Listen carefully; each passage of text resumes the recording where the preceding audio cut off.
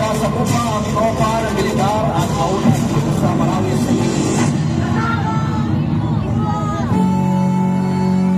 Nandito na sila eh.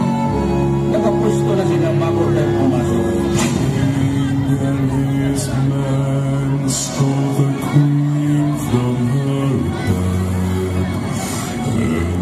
Hindi agad naunawaan ng mga residente na may malaking pag-ataking gagawin ng Bounty Group sa Marawi City.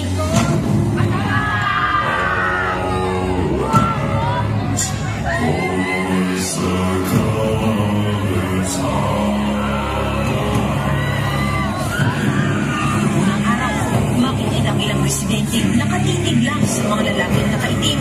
Ang iba, sige lang sa pagbiyahe.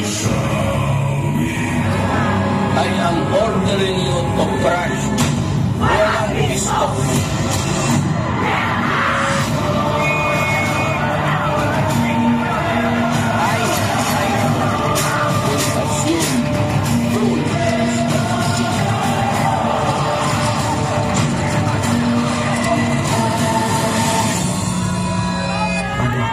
Babalik na si Papa sa Marawi.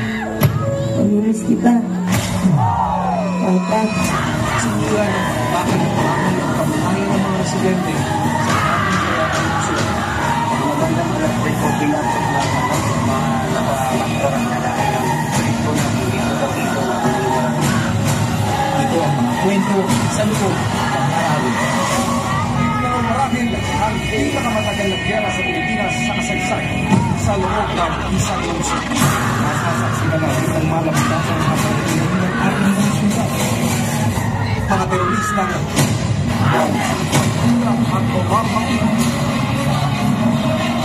lahat natatanong kung magtulutuan pa kaya ang tinggalan walang kapalusang baglaan. Itigil na ang ingay. Tama na ang putukan. Itigil na ang tigmaan. I will not talk anymore kasi marami na ang sundalo na tayo.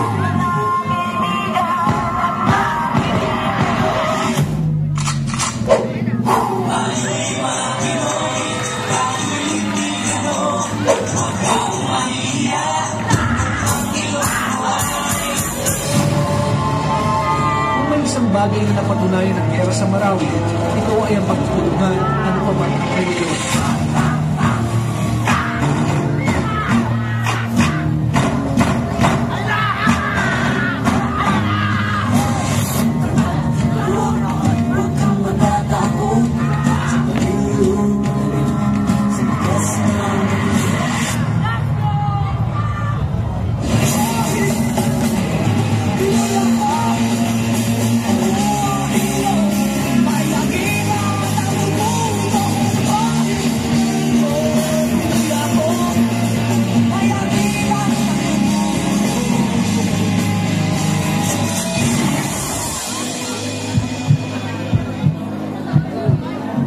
Papa, sinulat ko to para sabihin.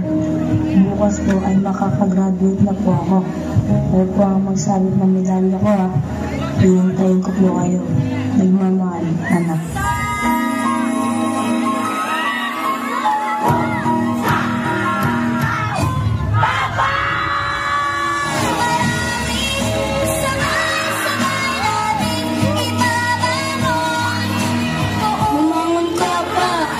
Sabi mo maglalaro pa tayo. Sabi mo uuwi ka. Gumising ka na dyan pa. Papa! Isang dating hapon, sisikat ang araw sa isang bagong ngayon. Itigil na ang digmaan. Tama na ang labanan. Nangyaring bangungot sa Marawi ay atin ang wakasan. Sana matapos na ang digmaan. Dahil kahit anong gawin mo, rebelde ka man o sundalo, kapwa Pilipino pa rin ang kalaban mo.